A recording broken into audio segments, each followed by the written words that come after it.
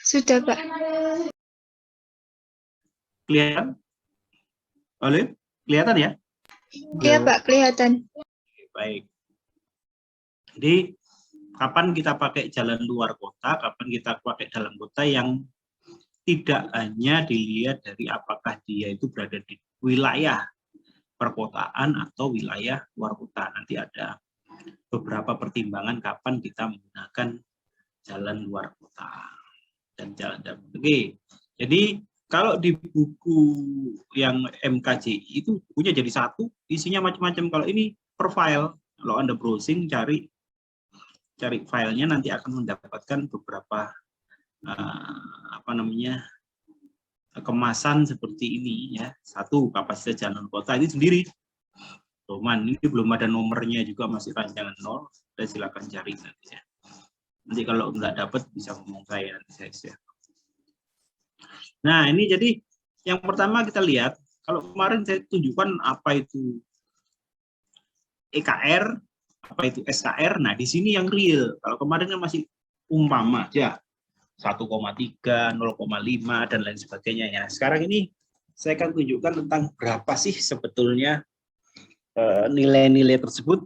Nah, saya di awal sudah menceritakan di minggu yang lalu bahwa kenapa saya suruh asumsikan dulu di tugasnya, karena setiap tipe jalan itu beda-beda nanti EKR-nya. Ya. Bahkan satu tipe jalan, misalnya luar kota, nanti EKR-nya sepeda motor itu tidak selalu sama. Truk itu tidak selalu sama, ya. Nanti beda-beda. Nah, kita akan lihat di sini. Nah, ini isi dari PKJI 14 itu sebenarnya ini, ya. Jalan luar kota, jalan dalam kota, jalan bebas hambatan atau tol ya. Simpang. Apil kalau dulu namanya simpang bersinyal. Kalau ini kapasitas simpang, ini simpang dulu namanya tak bersinyal, ya, tanpa sinyal. Lalu yang terakhir adalah jalinan dan bundaran. Apa sih jalinan dan bundaran? Nanti kita akan sampai ke sini semua ya. Lalu ada softwarenya sebetulnya. Softwarenya di sini dikatakan tidak dilakukan, nah, tapi bisa dihitung sendiri menggunakan spreadsheet ya. Nah, karena MKJI basisnya pakai DOS ya, software yang lama sekali. Kalau mau pakai under Windows ya kita lari ke DOS dulu, baru merunning MKJI. Di buku ini tidak diupdate ya. Sebetulnya mudah ngupdate-nya kalau mau. Oke, terus kemudian kita lihat halaman-halamannya ya. Nah, di sini ruang lingkup bla bla bla. Nah, ini saya tunjukkan tentang aplikatifnya ya. Kemarin juga tentang apa itu peak hour ya. Terus kemudian peak hour yang berbasis 15 menitan itu tidak dipakai di sini. Ya, ini Anda lihat sendiri. Jadi pakai nilai K yang merupakan representasi dari faktor jam puncak. Jadi nanti kita akan menghitung berapakah jam puncaknya itu berdasarkan pada faktor K. Terus arusnya dipakai berdasarkan pada satuan yang sama ya, kendaraan per jam. Nanti di sini bisa diubah menjadi SMP. Nah, ini salah satu contoh yang tidak konsisten ya. Nggak apa-apa sih, asal Anda tahu ya. Di manual ini sudah tidak ada, harusnya kata SMP itu sudah tidak ada ya. Sudah diganti dengan EKR per jam. Ya. EKR, ekivalen kendaraan ringan. Tapi beberapa namanya kata masih menggunakan SMP. Sebetulnya sudah nggak dipakai di PKJI ini. Kemudian nih ada, nah kenapa saya katakan jalan luar kota itu lebih kompleks rumusan masalahnya atau permasalahannya, karena ada ini, ada terminologi derajat iring. Kalau di jalan tol tidak ada, ya. Di jalan tol tidak ada. Kalau di jalan luar kota, di dalam kota juga ada kemungkinannya. Tapi yang paling banyak kejadian itu adalah di jalan luar kota. Derajat iring itu apa? Nah, derajat iring itu selain kinerja yang dihitung adalah rasio antara arus dengan kapasitas. Jadi nanti Anda menghitung kapasitas, Anda menghitung arus, dari situ Anda bisa menghitung rasio antara arus dan kapasitas.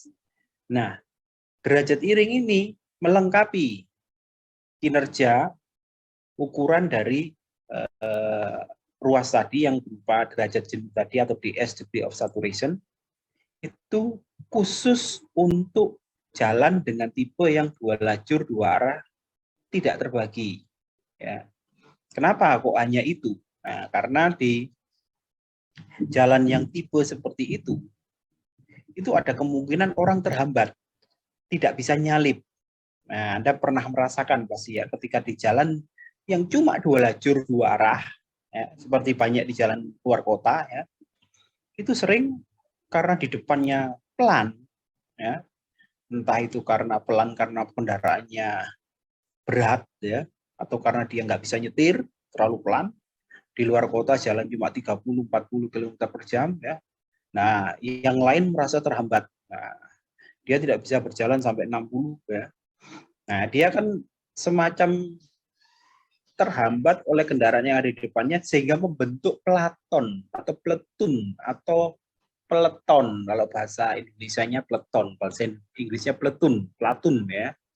Pletun seolah beriring-iringan, seolah sebuah rombongan. Nah, itu sebuah hambatan ya. Di dalam kinerja lalu lintas itu sebuah hambatan yang bisa dihitung nanti, yang berupa rasio atau kemungkinan terjadi platooning itu berapa persen. Nah, ini akibat adanya gangguan kecepatan di depan kendaraan yang bersangkutan sehingga menyebabkan antrian. Ya, bisa jadi karena truk yang muatannya besar atau banyak ya, sehingga dia tidak bisa bergerak bebas, kendaraan di belakangnya akhirnya terhambat. Nah, ini yang disebut dengan derajat iring atau bahasa Inggrisnya adalah degree of bouncing ya, BOUNCHING ya, bouncing ya. Nah, itu derajat iring atau platooning ya. Kemudian ada beberapa istilah ya. Ini derajat jenuh tadi ya. Jadi derajat iring fungsi dari derajat jenuh. Nah, derajat jenuh itu apa? Rasio antara arus dengan kapasitas. Nanti Anda harus menghitung arus dan menghitung kapasitas supaya bisa tahu derajat jenuhnya. Anda juga nanti harus menghitung kecepatan ya, supaya bisa kita pakai untuk analisis berikutnya untuk kecepatan. Pada bab sebelumnya kita sudah diskusi tentang kecepatan itu apa. Nah, terus ini ya, terminologi barunya adalah EKR, ekivalen kendaraan ringan. Nah, di mana EKR dulu disebut sebagai EMP, ya, ekivalen mobil penumpang. Sekarang jadi EKR. Dengan mobil kendaraan ringan atau mobil-mobil kita biasanya itu sebagai EKR yang nilainya sama dengan 1.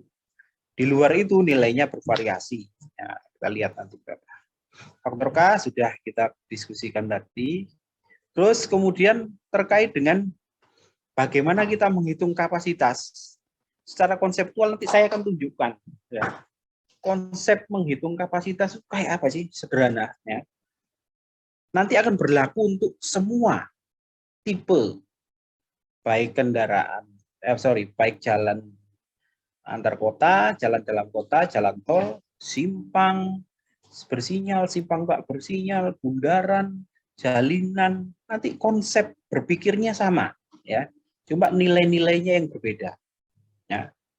Ini yaitu kita akan mencari beberapa koreksi ya. Kita akan main di faktor-faktor koreksi, faktor koreksi, faktor koreksi. Faktor koreksinya apa?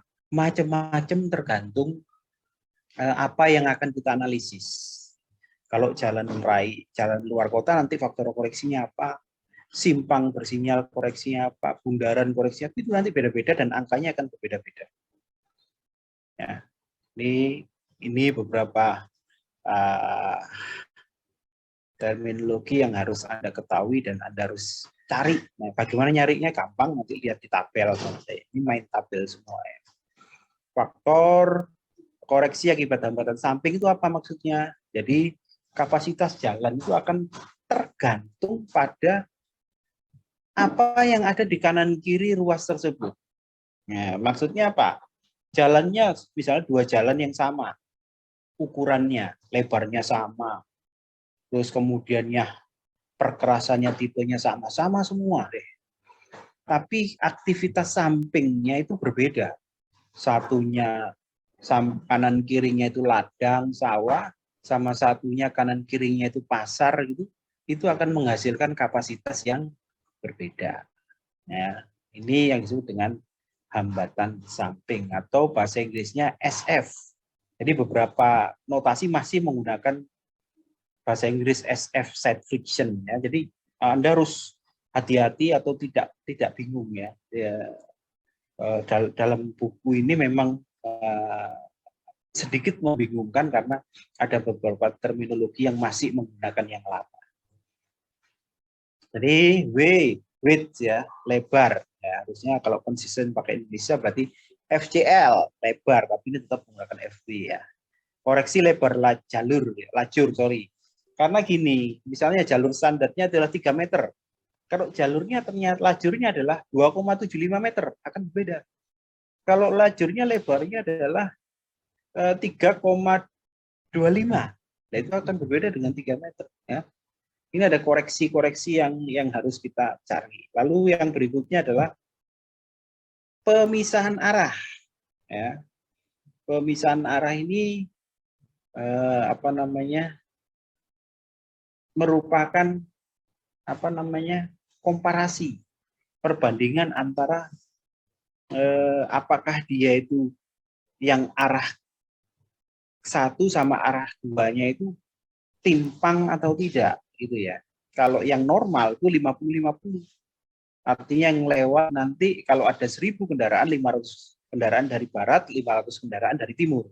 Nah, itu impas atau enggak timpang gitu ya. 50 itu yang normal. Tapi kalau problemnya tidak normal, artinya banyak 70-30, nah itu akan mempengaruhi kapasitas dari jalan itu sendiri. Nah, ini maksud dari koreksi-koreksi ini. Lalu faktor akibat lebar lajur ya. Tadi lebar kecepatan, ini kecepatan ya. Kalau tadi kapasitas FC itu faktor penyesuaian kapasitas. FV itu kalau kita nanti diminta menghitung kecepatan. Jadi kita harus menghitung kecepatan arus bebas terlebih dahulu. Nah, berapakah kecepatannya? Kecepatan tergantung pada kecepatan dasar sama kecepatan koreksi-koreksi tadi ini nanti kita akan lihat. Koreksi-koreksinya macam-macam tadi saya tunjukkan. Nah, ini ya koreksi untuk kecepatan, lebar, side friction. Nah, ini yang saya katakan tadi, ini masih menggunakan SF, ini menggunakan HS. Nah, hambatan samping sama sebenarnya SF ini. Ini FJ. Nah, FJ ini adalah fungsi kalau dia fungsi jalan, apakah dia arteri, kolektor atau lokal, serta tata guna lahannya seperti apa. Ini akan kita cari, tapi tentunya tidak susah. Kita punya tahu datanya, informasinya, maka tinggal cari di tabel. Lalu ada faktor SKR, tadi yang saya ceritakan, faktor SKR itu sama dengan faktor SMP, ya, atau EMP tadi, sekarang berubah menjadi SKR. Fungsi jalan tadi ada arteri, kolektor, lokal, dan lingkungan. Lalu tata guna lahan atau GL, guna lahan, hambatan samping, ini tadi sudah saya ceritakan, iringan atau derajat iringan. Apa definisi derajat iringan? Seberapa jaraknya sih dikatakan sebuah kelompok kendaraan itu merupakan atau dianggap sebagai kendaraan yang beriring-iringan. Ternyata kalau menurut manual ini, kalau dia berjarak 5 detik atau kurang, maka itu disebut sebagai peleton ya, atau peleton, atau dia terhambat. Kalau jaraknya di atas 5 detik, berarti dia bukan sebuah peleton. Nah, itu disebut sebagai standar yang kita hitung. Nih, C yang harus kita hitung yaitu capacity, di mana capacity ini satuannya adalah, kita lihat, SKR per jam, bukan per hari, ya, per jam. Karena kita akan membandingkan arus yang juga sama satuannya, SKR per jam dengan kapasitas SKR per jam. Sehingga nanti derajat jenuh itu satuannya adalah tidak ada, ya, satuannya tidak ada karena dibandingkan. 0,6 artinya 60%, ya. Itu persen itu bukan satuan, ya. 0,6 atau 60 banding 100. Jadi yang lewat 60 kapasitasnya 100, misalnya seperti itu.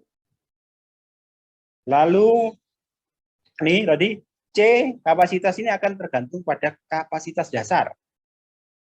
Nah, kapasitas dasar ini nanti kita akan koreksi, ya, dengan faktor koreksi-koreksi yang lain.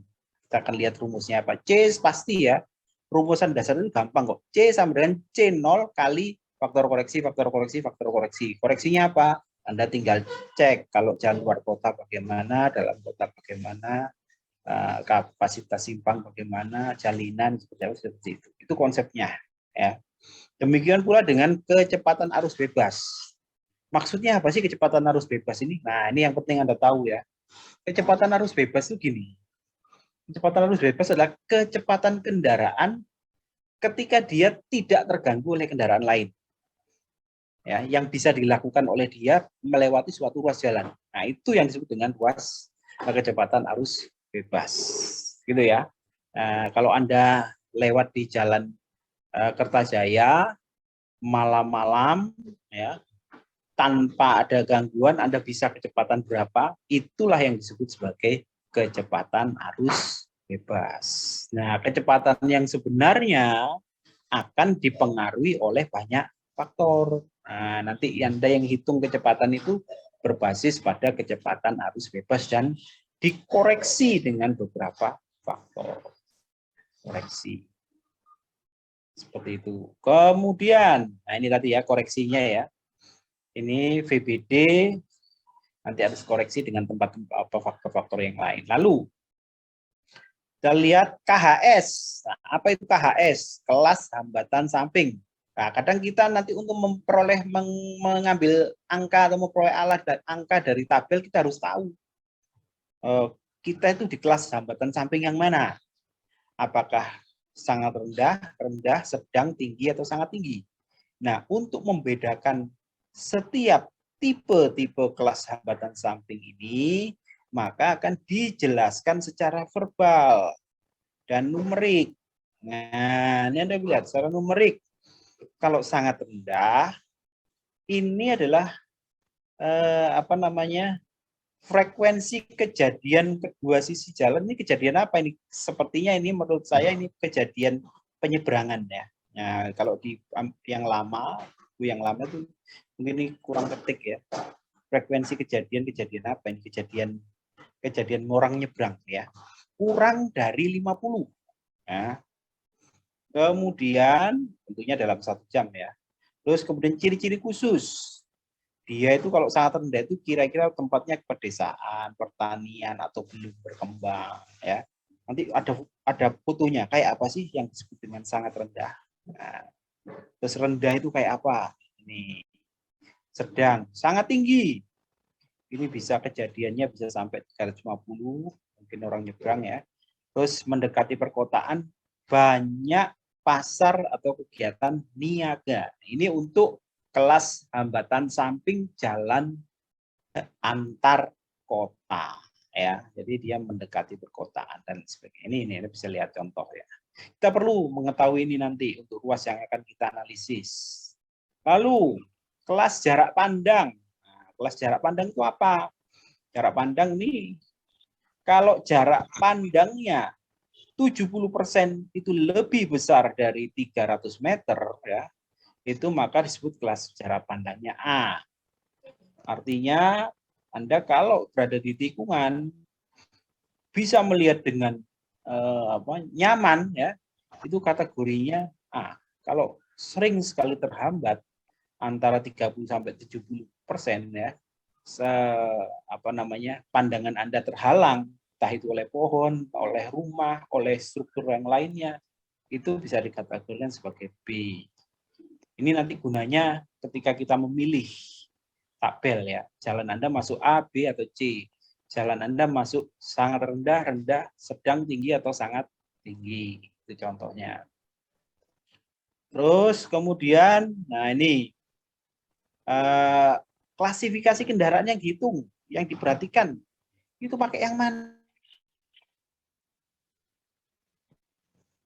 Nah, beda-beda nanti ya.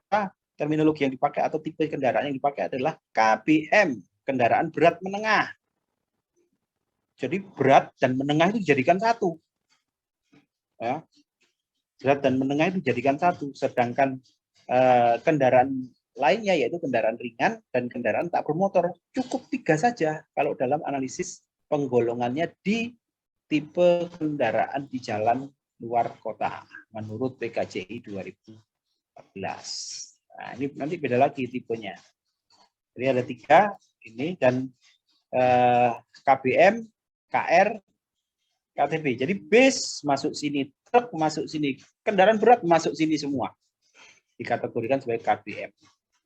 Lalu kendaraan tak bermotor, ya, tak bermotor seperti sepeda, becak, kereta kuda, kereta dorong yang sesuai dengan klasifikasi yang ada di Bina Marga yang saya tunjukkan pada saat kita membahas tentang volume lalu lintas. Ya. Lalu density atau kerapatan, satuannya jelas kendaraan per kilometer sudah kita diskusikan minggu lalu. Ya. Lalu LHRT, ya, dan lebar bahu. Nah, lebar bahu ini apa fungsinya? Nanti kita akan tahu bahwa bahu yang lebar akan memperbesar kapasitas. Ya. Ya, jadi apakah jalan kita ini lebar bahunya lebar atau tidak? Lebar tapi juga efektif enggak? Karena lebar tapi ada pohon, ya itu akan mengurangi kapasitas. Ya. Nah, makanya kalau kita hitung nanti harus tahu sebetulnya lebar bahu yang efektif berapa. Tidak hanya dilihat dari lebar bahu saja. Nah ini lebar bahu efektif, ini kita lihat. Nah jadi Anda cek lebar bahu efektif itu yang betul-betul. Nah ini ada penghalang, dikurangi bentuk pohon, kios samping, PKL dan lain sebagainya ya. Itu bisa mengurangi. Nah, juga ada parkir di bahu. Kalau parkir di jalan malah mengurangi badan jalan. Parkir di bahu juga akan mengurangi lebar bahu. Terus lebar jalan atau lebar jalur ya, tidak termasuk bahu. Terus lebar jalur efektif, nih dikurangi parkir kalau memang ada parkir di jalan. Terus median, ya. Median itu bisa median fisik ya, median fisik yang berupa struktur kerb gitu ya, setinggi bisa 30 cm, 20 cm ya, minim ada yang 20, ada yang 15 cm ya. Nah, itu nanti yang jelas dia akan mengurangi dan bisa juga menambah kapasitas ya. Kalau lebarnya bahunya itu ada cukup besar, ada keuntungan. Untungannya apa? Untuk kendaraan bisa melakukan manuver U-turn atau putaran. Ya, mungkin Anda sendiri sudah merasakan kalau bahunya kecil, kalau mau muter itu susah. Ya, bisa-bisa untuk apalagi kendaraan berat ya, yang R-nya itu tinggi, ketika dia mutar dia ngambil jalur milik jalur sebelah kiri untuk lalu lintas yang sebelah depannya. Nah ini contoh manfaat median nanti seperti apa. Dan bagaimana median itu akan mempengaruhi kapasitas dari ruas tersebut. Panjang jalan, itu jelas panjang segmen ya, nanti akan memilih bagaimana sih kita menghitung kinerja sebuah ruas jalan yang panjang, misalnya jalan 10 km, apakah itu kinerjanya kita hitung satu saja? Atau dua, atau tiga, atau empat, atau lima? Nah, bagaimana kita memilah-milah segmen itu? Ini nanti ada semacam aturannya ya. Misalnya Jalan Kertajaya, kita tahu Kertajaya panjangnya seberapa? Dari mulai viaduk sampai hampir Samsat itu ya. Itu mau dianalisis berapa segmen? Nah, Anda harus memutuskan itu nanti. Kalau kota Jaya, kalau memang harus 2 segmen atau 3 segmen, ya kita harus menganalisisnya sebanyak 3 segmen. Berarti kita harus hitung kapasitasnya 3, arusnya juga harus kita hitung 3. Nah, ya, kapan kita perlu membaginya menjadi banyak segmen, nanti akan kita lihat. Terus pemisahan arah tadi PA. Misalnya 60-40, 50-50, 70-30. Ya. Satuan kendaraan ringan. Nah ini tadi segmen ya. Nah ini segmen jalan luar kota. Ciri-ciri segmen luar kota adalah tanpa perkembangan yang mulus pada kedua sisinya. Meskipun terdapat perkembangan permanen tapi sangat sedikit. Jadi kalau kita melihat di segmen jalan luar kota itu satu kita itu menganut nomenklatur penamaannya itu sesuai dengan ada angkanya ya. Misalnya ruas nomor sekian. Kalau Bina Marga Provinsi asetnya dia itu diberi nama link sekian, nomor sekian, link sekian. Jadi ada. Nah, misalnya suatu link, taruhlah link 130, nama linknya 130. Panjangnya 20 kilo. Nah, apakah kita mau menganalisis 20 kilo itu satu saja cukup atau perlu kita pisahkan analisisnya? Nah, ini ternyata tergantung pada karakteristik kanan kirinya. Ya, kalau di luar kota, apakah kanan kirinya itu ladang, sawah, apakah pemukiman, apakah perindustrian, pabrik, dan seterusnya. Ya, ini bisa dianggap sebagai suatu segmen yang berbeda. Nah, seperti itu ya. Jadi hati-hati dalam menentukan segmen untuk analisis baik jalan luar kota maupun jalan kota. Nih, segmen jalan kota atau semi perkotaan ini penjelasannya ya. Bisa lihat ada perkembangan permanen dan menerus menyeluruh. Jadi kalau kita nyebut itu sebagai segmen yang jalan perkotaan, hati-hati. Walaupun itu di luar kota, ya, di luar kota, tapi bisa saja analisisnya menggunakan jalan perkotaan. Nah, gitu ya. Kalau kondisinya seperti ini, misalnya kanan kirinya terdevelop dengan bagus, tidak hanya koridor tapi tebal, ya. Tidak hanya koridor tapi tebal, cukup tebal lah gitu ya. Maksudnya gini misalnya ya, sebentar, saya coba annotate ya, garis ya. Nah ini ya, nah ini ruas jalan misalnya ya. Terus kemudian saya gambar di sini. Nah ini land use-nya di sini misalnya ya. Ini di sini. Ini perkembangannya tidak hanya di koridor tapi tebal perkembangannya di sini. Nah ini perkembangannya cukup tebal ya. Kanan kirinya ini tebal. Kalau saya gambar ini seperti ini ya. Ini tebal, land use-nya entah itu pemukiman, entah itu pabrik ya. Terus kemudian di sini juga ada. Nah, di sini juga ada ya. Ini tebal itu ya. Ini tebal, cukup tebal lah gitu ya. Sehingga ini akan banyak dipengaruhi oleh land use yang ada di sekitar sini ya. Misalnya seperti ini ya. Nah, ini harus kita kategorikan sebagai ruas jalan perkotaan. Nah, ini bedanya ya. Walaupun dia di luar kota, tapi kalau karakteristiknya memenuhi persyaratan-persyaratan yang ada di sebelah sini, ini disebut sebagai jalan perkotaan. Ciri lainnya ya, ini banyak motor. Nah, ini banyak motor. Terus presentasi kendaraan beratnya kecil.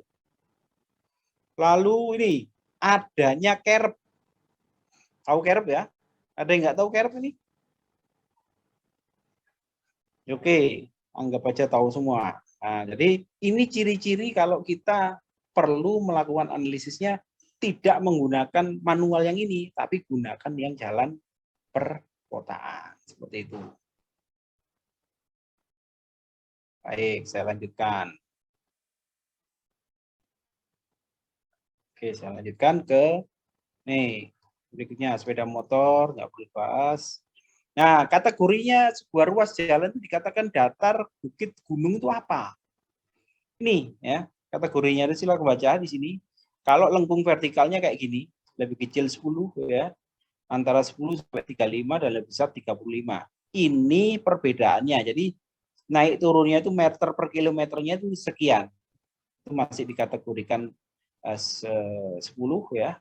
Di bawah 10 datar, bukit itu 10-30, gunung di atas 30, dan lengkung horizontalnya radian per kilometernya di bawah 1 sampai 2,5 dan 2,5. Jadi kalau memenuhi ini, ya itu disebut sebagai datar. Nah, terus tipe-tipe jalan. Jadi jangan bingung nanti dia kategori sebagai datar, bukit atau gunung gitu ya. Nah, terus kemudian di sini tipe jalan.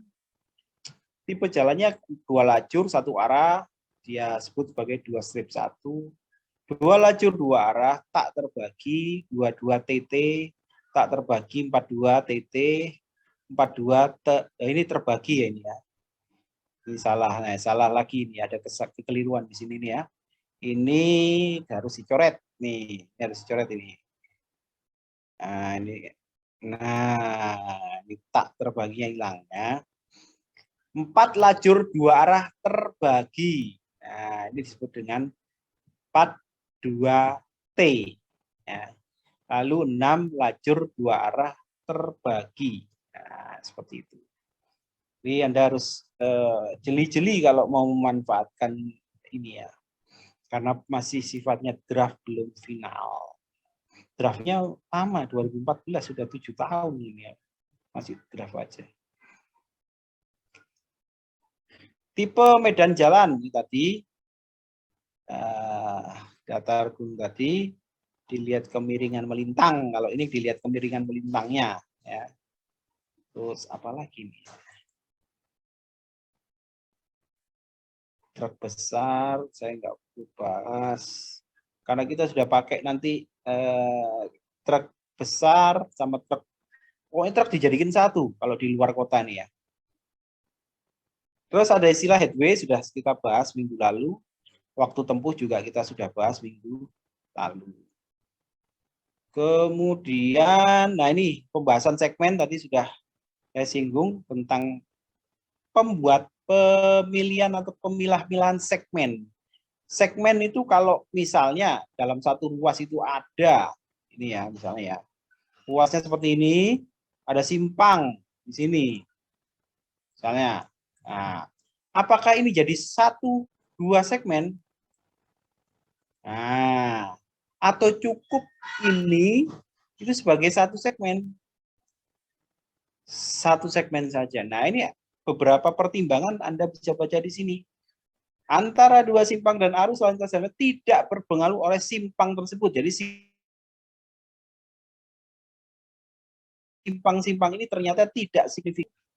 Menganalisis ruas yang demikian itu menjadi satu segmen. Nah, dan yang penting lagi, dia harus punya bentuk geometrik. Bentuk geometrik artinya lebarnya sama. Kalau yang sini, ya segmen di sini ternyata ya sini ya, ini 2 lajur 2 arah, ini 4 lajur 2 arah, ya pasti harus dilakukan analisis yang berbeda, gitu ya. Ini maksudnya seperti ini. Maksudnya dari kalimat saya mempunyai bentuk geometri arus lalu lintas, komposisi lalu lintas yang relatif seragam ya.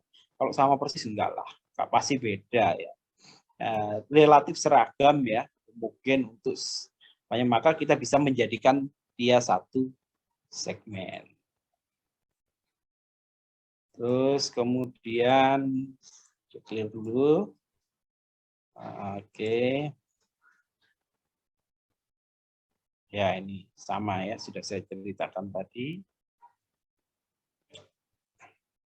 Nih, yang saya katakan tadi bahwa pedesaan, jalan antar kota ya, tidak dianggap sebagai daerah perkotaan kecuali, nah ini kecuali jika jalan tersebut melalui pusat desa yang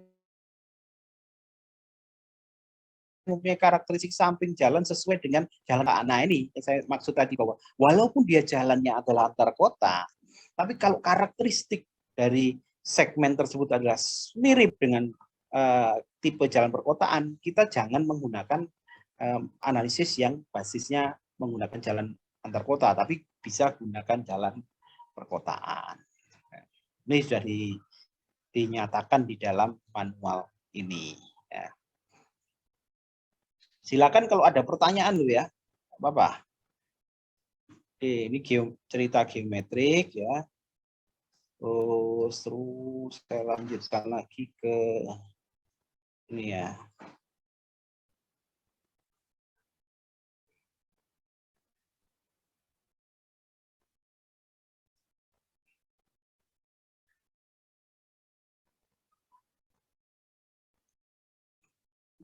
Kita lihat di sini.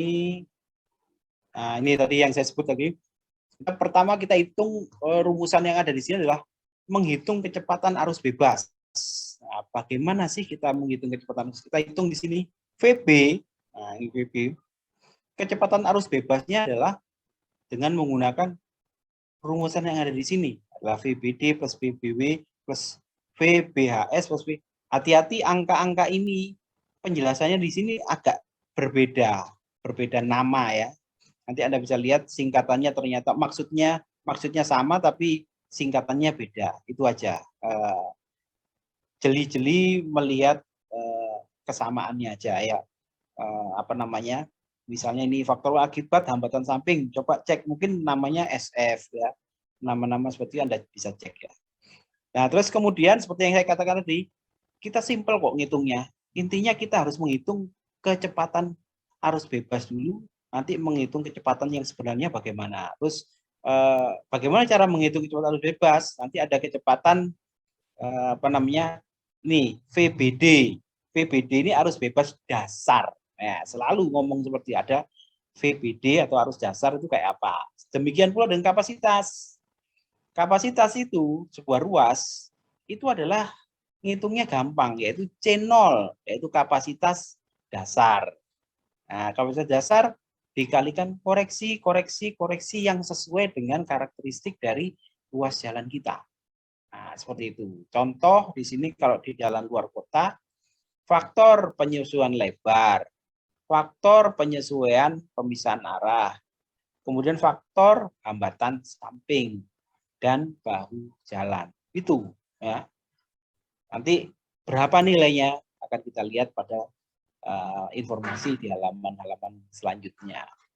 Lalu kita hitung DC di sini, derajat jenuh atau dulu namanya DS yang singkatan dari derajat degree of saturation atau derajat kejenuhan ya, DC ya.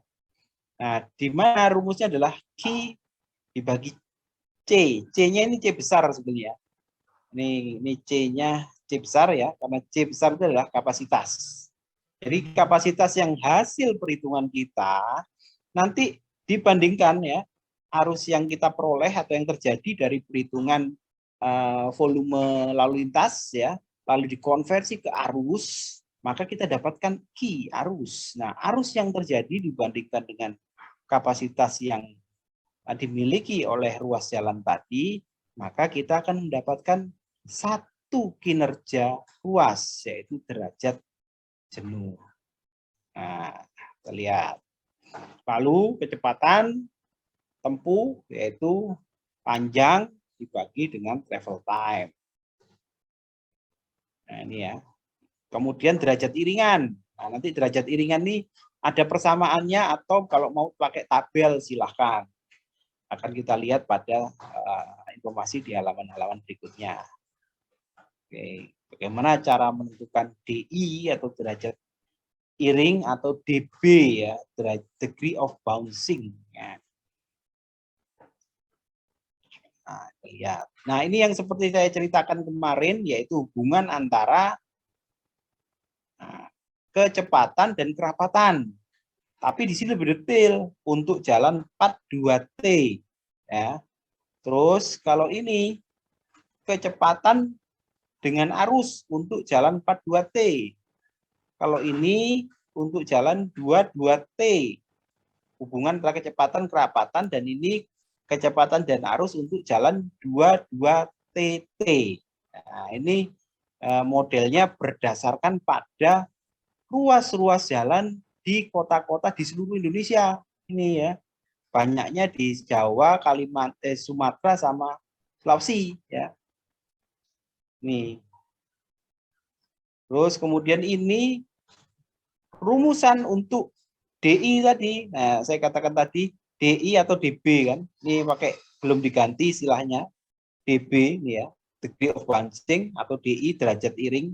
Sebelah kiri derajat iring tapi di sini masih DB, degree of bouncing ya. Nah, itu rumusannya mengandung DS. Jadi fungsi dari DS. Kita tinggal memakai persamaan ini untuk bisa mendapatkan derajat iring. Jadi kalau DS-nya ketahuan berapa, derajat iringnya berapa. Ingat ya, hanya untuk 22 TT. Derajat iring hanya terjadi pada jalan yang tipe ini. Ingat tuh ya, jangan sampai keliru. Jadi kalau ada jalan dengan tipe 2 lajur 2 arah, Anda perlu menghitung derajat iring. Tapi kalau 4 lajur 2 arah, baik terbagi atau tidak, Anda sudah tidak perlu menghitung derajat iring. Ya, karena apa? Nah, ini karena untuk jalan yang lebih dari 2 lajur, ya satu arahnya 2 lajur ya, itu orang nggak akan terhambat oleh kendaraan yang pelan. Dia bisa menyalip dengan mudah karena ada jalur yang lain atau lajur yang lain. Kecuali kalau jalan yang 2 lajur 2 arah tadi dia nggak bisa nyalip karena ada kendaraan yang dari arah depannya. Itu ya, perlu Anda camkan ini, jangan sampai keliru. Ya. Ini contoh sebuah kondisi tipe jalan 2 lajur 2 arah tak terbagi 2 strip 2 TT itu kayak apa? Contohnya ya, ini bisa 6 meter pun bisa, lebar lajur itu bisa 5,5 aja sudah bisa ya untuk 2 arah ya. Lebar jalan efektif sekian khususnya ini jelas jawaban. Anda bisa lihat ini contoh saja untuk ukuran sekian, ini 1,5, mediannya nggak ada, pemisahan jalur, pemisahan lalu lintasnya 50-50, tipe elemen datar. Informasi ini nanti yang akan kita butuhkan untuk menghitung kapasitas ya. Kapasitas jalan yang tipe 22 TT tadi. Kemudian kalau 42 TT, informasi-informasi ini yang kita butuhkan untuk menghitung kapasitas ya. Jadi Anda harus mendapatkan informasi yang lengkap seperti ini. Makanya ketika kita survei lalu lintas, Anda tidak hanya dituntut untuk menghitung volume lalu lintas saja, tapi sering diminta di situ land use-nya apa. Ya. Terus kemudian sekalian diukur lebar jalurnya, lebar bahunya, terus efektifnya, ada pohon enggak, ada parkir enggak di situ. Ya. Kalau di simpang malah lebih kompleks lagi. Sinyalisasinya simpangnya seperti apa, jarak kendaraan parkir dari ujung simpang berapa, ya, orang yang lalu lalang yang nyebrang itu berapa, itu perlu nanti kita dalami informasi itu untuk menghitung kapasitas. Kemudian jalur ini contoh lagi 4 lajur 2 arah terbagi 42 T. Nah, ini contoh-contoh informasi yang diperoleh. Oke, berikutnya kita lihat. Nah, ini adalah terkait, nah ini saya katakan tadi 5,5 ya. Ini yang minimum lah. Jadi kalau ada jalan di jangka kabupaten nih, biasanya yang 22 TT itu biasanya minimal tuh 5,5. 5,5 meter ya. Ini bisa digunakan untuk 2 arah ya. 2 arah tapi kendaraannya tidak besar ya. Kendaraannya sudah tidak, sebentar ya.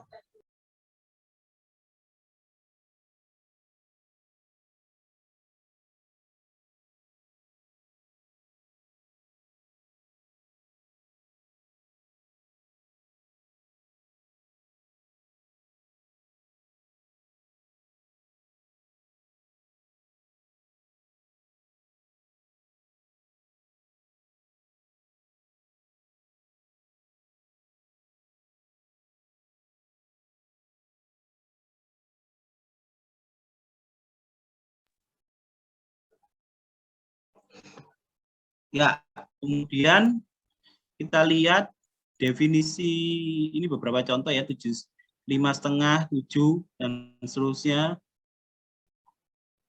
Oke, terus kemudian fungsi jalan ini adalah jalan arteri, kolektor lokal, datar, perbukitan, pegunungan dan seterusnya ya. Oke, kemudian ini untuk apa ini? Ini untuk apa namanya?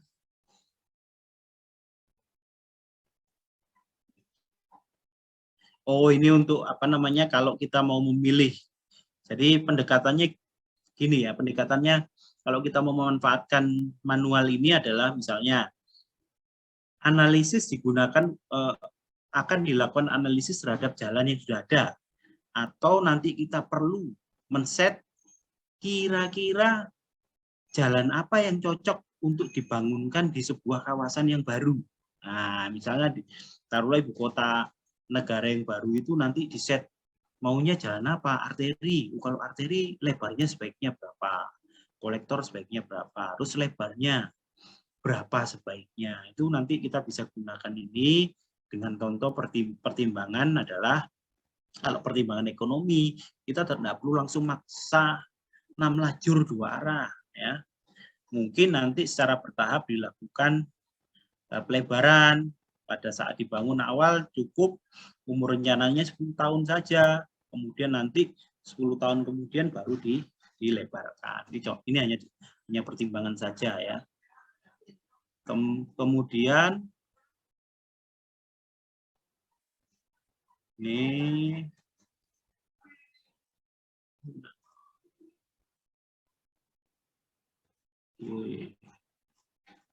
kemudian ini contoh ya, contoh grafik yang sudah diperoleh di Indonesia ya. Bagaimana hubungan antara arus ya. Ini arus yang terjadi kemudian dikaitkan dengan tipe jalannya dan lebar jalannya ya. Ini tipe jalan, lebar jalan dan juga derajat jenuhnya yang terjadi berapa. Ini maka kita akan mendapatkan kecepatannya berapa. Nah, misalnya kalau kita mau set, ternyata hasil prediksi traffic modelingnya atau transportation modelingnya nanti arus yang terjadi adalah 2000. Saya tulis dulu ya, ini 2000 ya misalnya ini ya. Misalnya 2000 ya, kita pilih yang 2000 misalnya, nah, di sini. Nah 2000 ini, Anda tinggal pilih mau pakai jalan tipe apa. Kalau mau jalan tipe 22 UD, lebar berapa? Lebar 6. Sorry, kok garisnya kok jadi gini. Oke. 2000, nah ini ya, 2000 ke 6 meter. Maka kecepatannya kira-kira menjadi seperti ini. Nah, kalau 2000 lebarnya ada jalan yang kita set adalah 10 meter, kita bisa dapatkan kecepatan yang lebih tinggi. Nah, ini kira-kira seperti ini cara memanfaatkan grafik ini ya. Nah, itu. Demikian pula kalau hasil prediksi trafficnya 5.000, jangan Anda paksakan gunakan jalur yang jalan tipe 2 lajur 2 arah undivided karena nggak cukup. Kalau 6.000, 5.000, 6.000 paling tidak pakai yang 4 lajur 2 arah. Kalau di atas 10.000, nah ini Anda bisa gunakan 8.000 lah. 8.000 jangan gunakan yang 4 lajur, tapi gunakan yang 6 lajur 2 arah. Seperti itu.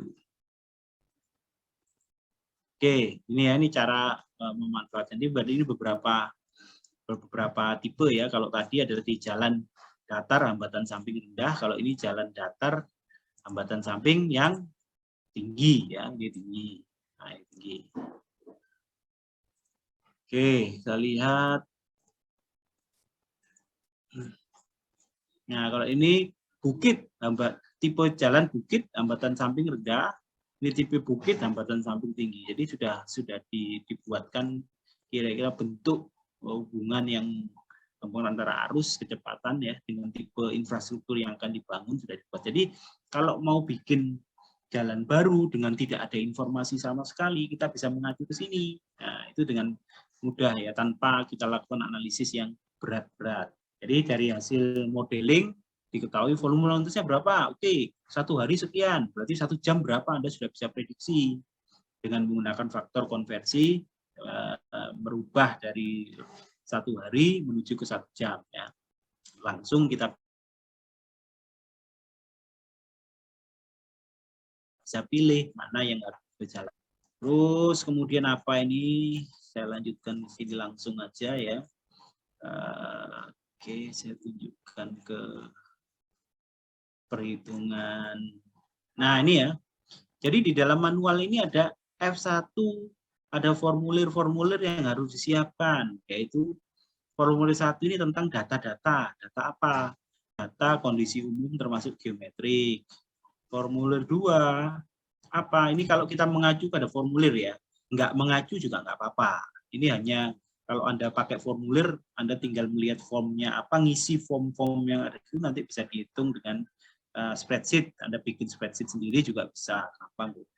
Lalu data-data lain seperti data arus, data hambatan samping dimasukkan ke form yang kedua. Lalu form analisis, di sini sudah menghitung nanti kecepatan arus bebas, kapasitas, derajat ini, dan seterusnya ini. Ya.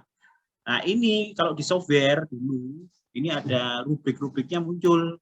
Under DOS itu ada F1, kita harus mengisi data ini dulu. F2 diisi lagi data yang lain, terus F3 baru diisi. F3 langsung keluar hasil analisisnya, dan seterusnya.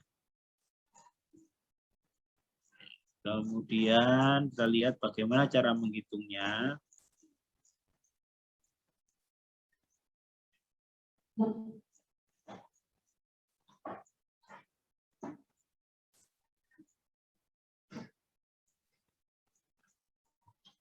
Oke, kita lihat di sini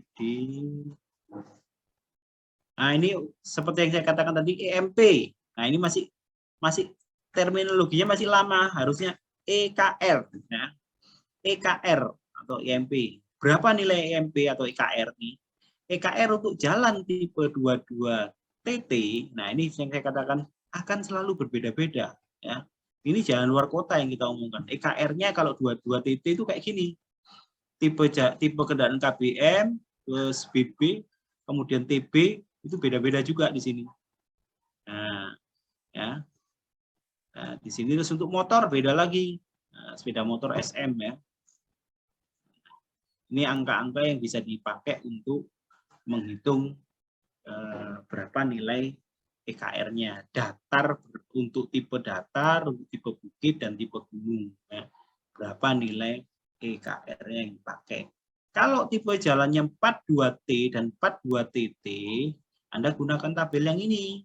Nah, sepeda motor pun ada nilai banyak, ini ada 3 kolom. Itu kalau lebar jalan lalu lintasnya lebih kecil 6 meter, ini kalau 6 sampai 8 meter, ini lebih besar dari 8 meter, dan seterusnya.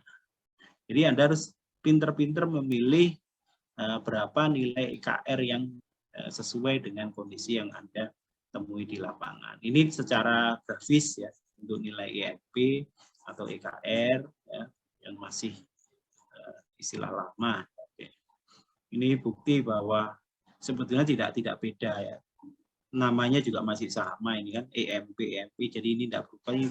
Ini grafik yang sama diperoleh di MKCI yang tahun 1997.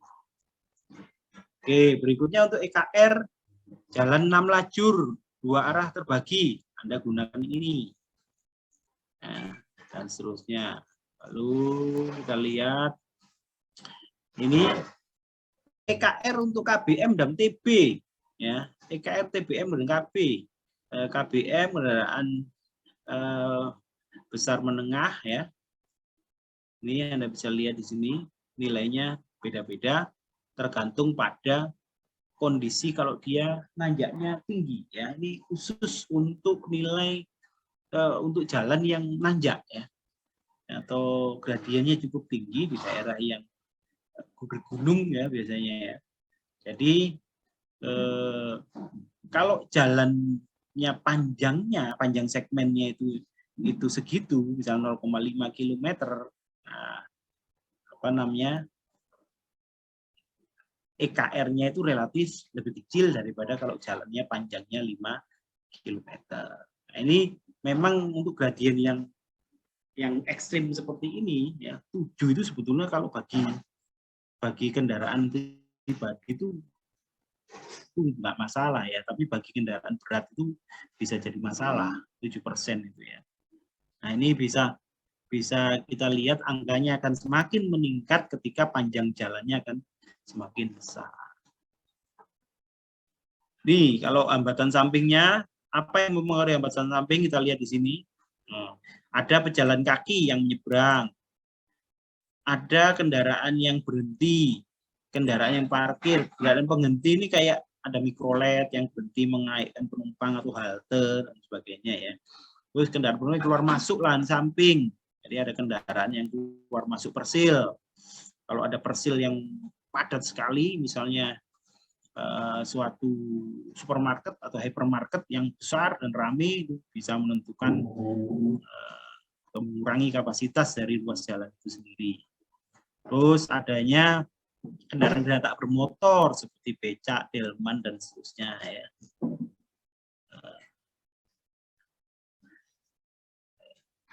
Nah ini, jadi ini pengkategorian lebih detail dari yang tadi ya. Apa namanya penjelasannya. Jadi kalau tadi belum sedetil ini dijelaskan tentang bagaimana kita mendapatkan nilai-nilai ini ya, sehingga kita bisa memperoleh secara verbal maupun secara numerik ya kriteria-kriteria sebagai SR, R, S, T dan ST. Nah ini contoh kalau sebuah situasi di mana hambatan sampingnya sangat rendah.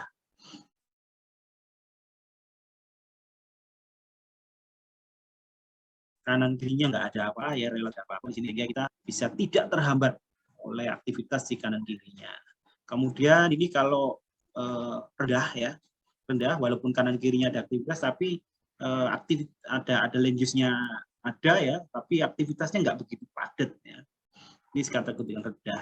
Sedangkan yang ini yang sedang seperti ini dan yang samping tinggi seperti ini dan ini sangat tinggi ya.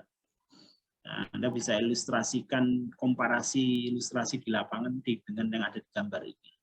Kalau gambar ini ada di MKJI ya, gambar aslinya di MKJI.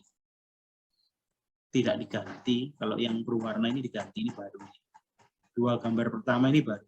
Ya. Yang ini gambar lama. Oke, berikutnya ini tadi analisis kecepatan arus bebas, yaitu VB sama dengan bla bla bla bla ini ya. Kita lihat rumusannya apa. VB berasal dari VBD. VBD adalah kecepatan arus bebas dasar dari kendaraan. Misalnya kendaraan ringan ya, kita lihat di sini. Nah ini ya, VBD. Nah, VBD nanti misalnya pengen tahu kecepatan kendaraan ringan itu nanti di suatu ruas itu berapa. Kita bisa hitung. Kalau jalannya 6 lajur terbagi, itu dia bisa sampai 83 km per jam. Kecepatan arus bebas dasar. Ya. Artinya dia tanpa ada gangguan apapun. Smooth. Ya. Tapi dikoreksi dengan apa di sini? Yang pertama, FVBW. FVBW itu adalah lebar efektif jalur lalu lintas. Ya. FVBW. Cocok enggak sama namanya ini?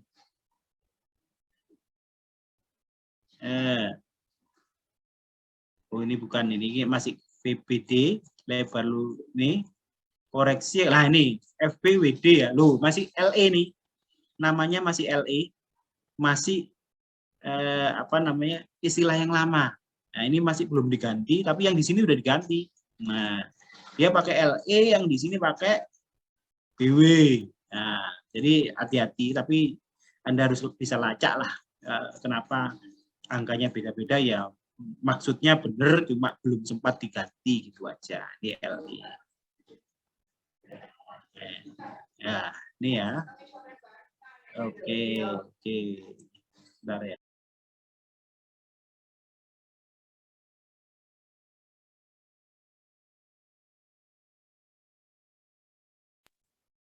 Baik, kita lanjut.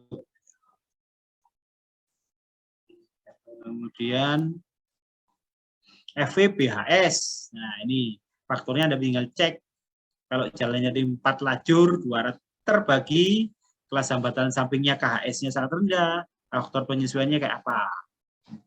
Tergantung pada lebar efektif bahunya. Ini koreksi-koreksinya seperti ini. Dan terusnya sehingga kita bisa menghitung kecepatan arus bebasnya dengan menggunakan rumusan ini tadi. Gampang kan? Tinggal mencari variabel-variabel yang sesuai dengan kondisi lapangan kita, maka kita bisa memperoleh nilai-nilainya. Nah, berikutnya sekarang kita lihat bagaimana dengan kapasitas. Ini kita lihat di sini ya. Nah, kapasitas ya. Kapasitas kita peroleh dengan cara mencari nilai kapasitas dasar dikalikan dengan 3 koreksi ini. Faktor koreksi lebar, pemisahan arah, dan hambatan samping. Jadi kita tinggal cari di sini kapasitas dasarnya, jalan kita tipenya apa. Kalau tipenya adalah jalan 42. Nah, ini yang apa namanya? Membingungkan ya.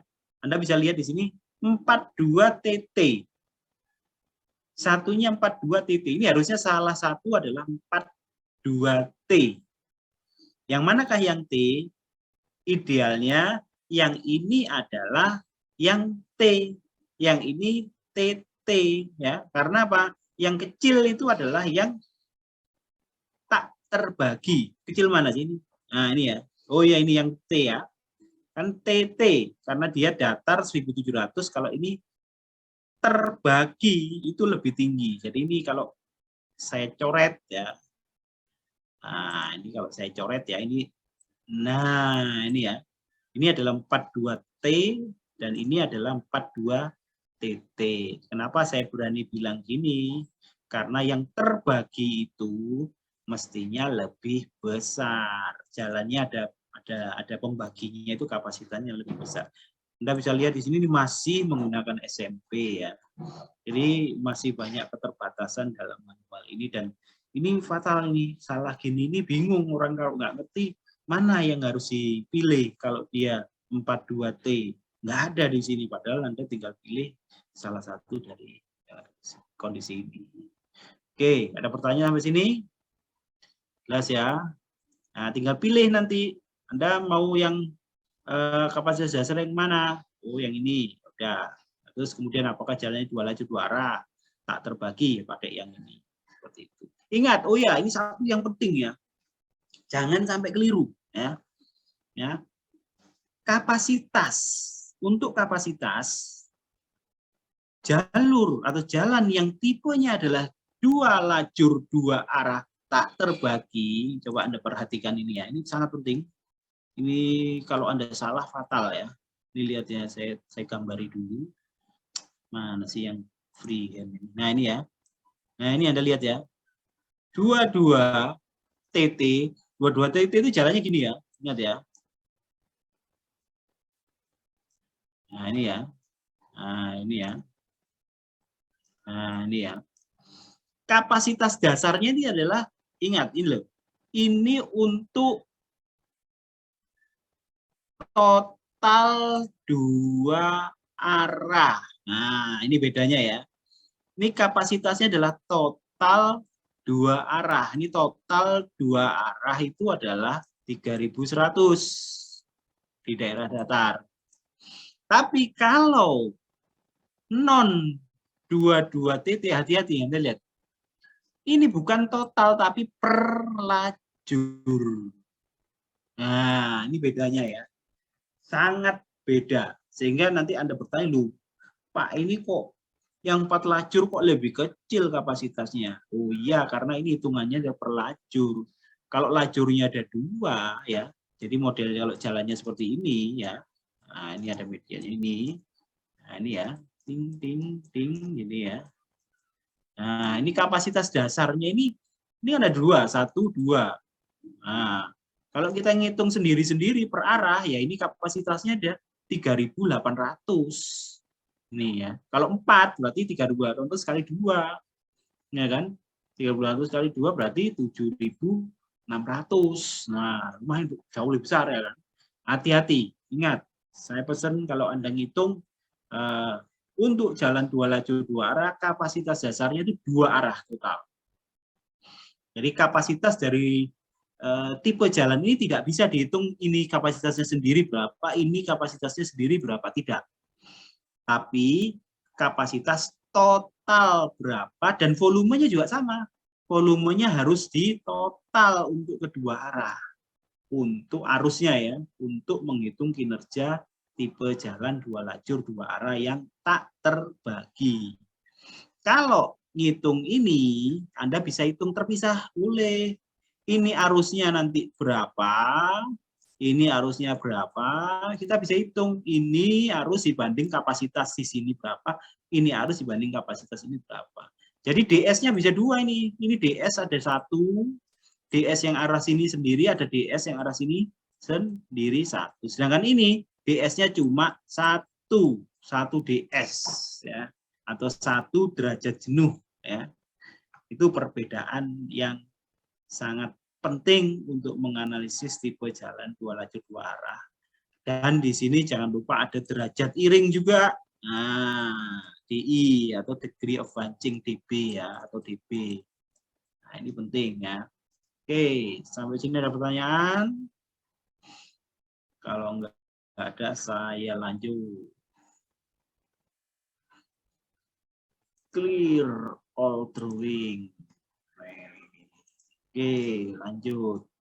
Saya kira itu ya. Nah, ini faktor penyesuaian tadi ya. Setelah kita tahu beberapa capacity, rumusan capacity, C0 berapa, FJW, FJPF, FJHS itu berapa, Anda bisa hitung, lihat-lihat semua tabel di sini. Oke, sampai sini ada pertanyaan enggak?